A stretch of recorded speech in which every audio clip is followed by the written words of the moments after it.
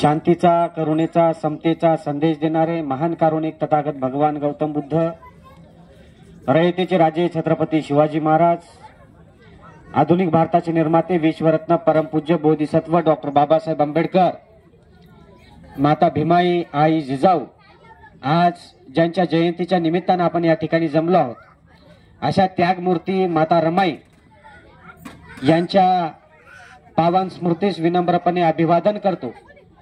माता रमाईच्या जयंतीच्या निमित्तानं आपल्या सर्वांना वंचित बहुजन युवक आघाडीच्या वतीने कोटी कोटी शुभेच्छा देतो। आज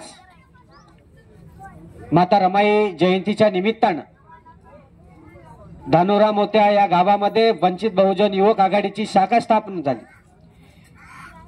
त्या कार्यक्रमाच्या निमित्ताने माझ्यासोबत आलेले जनसरकार सामाजिक संघटनेचे प्रदेशाध्यक्ष कुंदनभैया ठाकूर, वंचित बहुजन आघाडीचे जिल्ह्याचे उपाध्यक्ष गोविंद भेने, तुमच्या सर्कल मधले पोलीस डिपार्टमेंटचे कचवे साहेब व त्यांचे सहकारी, कावलगाव येथील धडाडीचे युवक नेतृत्व सुधीर गोडबोले, त्याचबरोबर या कार्यक्रमासाठी ज्यांनी मेहनत घेतली अशा वर्षाताई दुधमल, शाखेचे अध्यक्ष मनोज दुधमल व सर्व शाखेच्या पदाधिकाऱ्यांना या ठिकाणी वंचित बहुजन युवक आघाडीच्या वतीने खूप खूप शुभेच्छा देतो। आज त्यागमूर्ती माता रमाईच्या जयंतीच्या निमित्तानं आज आपल्या गावामध्ये वंचित बहुजन आघाडीची शाखा स्थापन केली।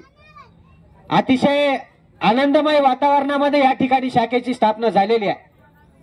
आनंद या गोष्टीचा होतोय की गावातल्या युवकांनी एक मोठा निर्णय या ठिकाणी घेतलेला आहे। आज ज्या मातेची जयंती आहे त्या मातेच्या परिवाराच्या एका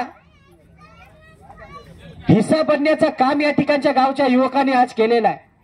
वंचित बहुजन आघाडी माता रमाईच्या परिवाराच्या एका व्यक्तीची ही संघटना आहे। आदरणीय बाळासाहेब आंबेडकर याचे राष्ट्रीय अध्यक्ष आहेत आणि अशा पक्षाची शाखा आपल्या या गावामध्ये स्थापन होते, ते देखील त्यागमूर्ती माता रमाईच्या जयंतीच्या निमित्तानं, त्या निमित्ताने आपल्या सर्वांना खूप खूप शुभेच्छा देतो। माता रमाईचा त्याग आमच्या कुंदनभैयाने सांगितला, थोड्या तोडक्या मोडक्या शब्दामध्ये सांगितला, पर एक राजपूत घराण्यातला पोरगा आज आपल्याला या ठिकाणी माता रमाई सांगते, ही आपल्यासाठी आनंदाची गोष्ट आहे,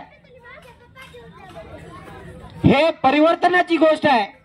राजपूत समाजातून येऊन आज बौद्ध समाजामध्ये त्यागमूर्ती माता रमाई सांगतो, माझ्यासोबत खांद्याला खांदा लावून फिरतो आणि आंबेडकरी चळवळ या तालुक्यामध्येच नाही तर या जिल्ह्यामध्ये रुजवण्यासाठी या ठिकाणी काम करतो। असे तरुण नक्कीच बाहेर आले पाहिजे।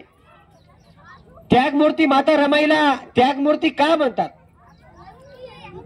आताच सांगितल्याप्रमाणे माता रमाईला लुगडं नव्हतं घालायला। ज्यावेळेस बाबासाहेब आंबेडकर विदेशामध्ये शिकायला होते त्यावेळेस बाबासाहेब आंबेडकरांचा सर्वात लाडका जर मुलगा कोणता असेल तर त्याचं नाव गंगाधर आहे। माता रमाईचा आणि बाबासाहेबाचा मुलगा गंगाधर आजारी पडतो आणि आजारी पडल्याच्या नंतर माता रमाई त्या गंगाधराला हॉस्पिटलमध्ये घेऊन जाते। त्यावेळेस त्या ठिकाणचा डॉक्टर म्हणतो की तुमच्या गंगाधरला खूप मोठा आजार झालेला आहे, आता ते आजार बरा करायचा असेल तर त्याचा इलाज मोठ्या हॉस्पिटलमध्ये करावा लागेल, त्यासाठी खूप जास्त पैसे लागतील। माता रमाईकडे पैसे नव्हते। त्यानंतर माता रमाईने बाबासाहेबांना एक पत्र लिहिलं होतं। त्या पत्रामध्ये माता रमाई लिहिते, साहेब आपला गंगाधर खूप आजारी आहे आणि त्याला मी डॉक्टरांकडे घेऊन गेले होते, परंतु डॉक्टरांनी त्यांना सांगितलं की खूप मोठा आजार झालाय, याला खूप जास्त पैसे लागतील, काही पैसे असतील तर साहेब मला या ठिकाणी पाठवून द्या। माता रमाई मी गांभीर्यपूर्वक या ठिकाणी बोलतोय. तुम्ही सगळ्या समाजातल्या माता रमाई आहात. काळजीपूर्वक ऐका. बाबासाहेबाला ज्यावेळेस माता रमाईनं पत्र लिहिलं त्यावेळेस साहेबाकडे पैशाची मागणी करतात की साहेब काही पैसे असतील तर पाठवून द्या. त्यानंतर बाबासाहेबाचं एक पत्र परत माता रमाईला बाबासाहेब लिहितात. त्या पत्रामध्ये लिहितात, रामू, मी या देशामध्ये शिकायला आलो. तुझी बातमी वाचली. गंगाधरचं खूप दुखत आहे आणि गंगाधरला खूप मोठा आजार झालाय हे ऐकून माझं ऊर भरून आलेलं आहे. बाबासाहेब आंबेडकरांच्या डोळ्यात अश्रू आले, कारण गंगाधर नावाचा मुलगा बाबासाहेबाचा खूप प्रिय होता. त्यानंतर बाबासाहेब लिहितात की रामू, तू गंगाधरचा जसा होईल तसा विलाज कर. जर शक्य झालं तर ठीक कर, अन्यथा गंगाधर जात असेल तर जाऊ दे. हे महापुरुषाचे बोल आहेत, लक्षात घ्या.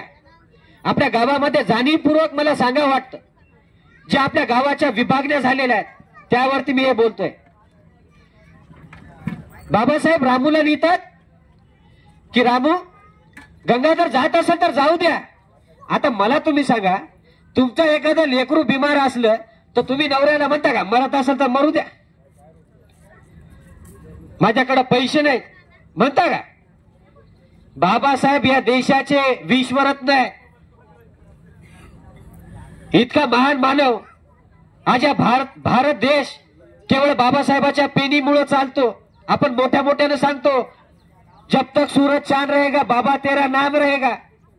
कशाचं नाव? बाबासाहेब रमाबाईला पत्र लिहिताना सांगतात की माझ्याकडे गंगाधरचा विलाज करण्यासाठी पैसे नाही आहेत, जमाल तर त्याचा विलाज कर, अन्यथा जात असेल तर जाऊ दे. हे महापुरुषाच्या लेकरं. बाबासाहेब परत एक वाक्य त्यामध्ये लिहितात, माझ्याकडे पैसे नाही म्हणून मी केवळ एक टाइम जेवण करतो. तुम्ही किती जण एक टाइम जेवण करता मला सांगा? डॉक्टर बाबासाहेब आंबेडकर त्यांच्या पत्नीला पत्र लिहून सांगतात की रामू, माझ्याकडे पैसे नाहीयेत, मी केवळ एक टाइम जेवण करून माझी शिक्षण पूर्ण करतोय, मी लवकरच आपल्या देशामध्ये येतो. माता रमाईने फक्त त्या 2 वळी काळजीपूर्वक वाचल्या. लेकरू जात असं तर जाऊ द्या, माता रमाईला काही वाटलं नाही, पण साहेब एकच टाइम जेवतात. माता रमाईने त्या एका ओळीला खूप महत्व दिलेलं आहे. म्हणून त्या दिवशीपासून माता रमाई ज्यावेळेस बाबासाहेबांचा गंगाधर गेला तर बाबासाहेब खूप रडले होते. आपण चित्रपटामध्ये पाहिलं असेल, काही चित्रपटामध्ये एवढं डीप मध्ये कोणी दाखवलेलं नाहीये, कारण खरा बाबासाहेब दाखवल्याच्या नंतर समाज पेटल आणि अजून समाज बाबासाहेबांच्या तत्वाचं पालन करत त्यांच्या विचारावर चलन म्हणून काही लोक आपल्याला या ठिकाणी दाखवत नाही. बाबासाहेबाचं ते पत्र वाचल्याच्या नंतर माता रमाईनं शेणाच्या गौऱ्या थापायला सुरुवात केल्या त्या काळामध्ये. आणि माता रमाई महिन्याचे 100 रुपये कमवायच्या आणि त्याच्यामधले 70-75 रुपये बाबासाहेबाला शिकण्यासाठी विदेशात पाठवायच्या आणि उरलेल्या 25-30 रुपयामध्ये पूर्ण महिन्याचा घराचा कारभार चालवायचा. किती महिना 30-35 रुपयामध्ये आपला महिना काढू शकतात. ते त्यागमूर्तीचा त्याग आहे, तिला उगाच त्यागमूर्ती म्हणले जात नाही. कुठल्याही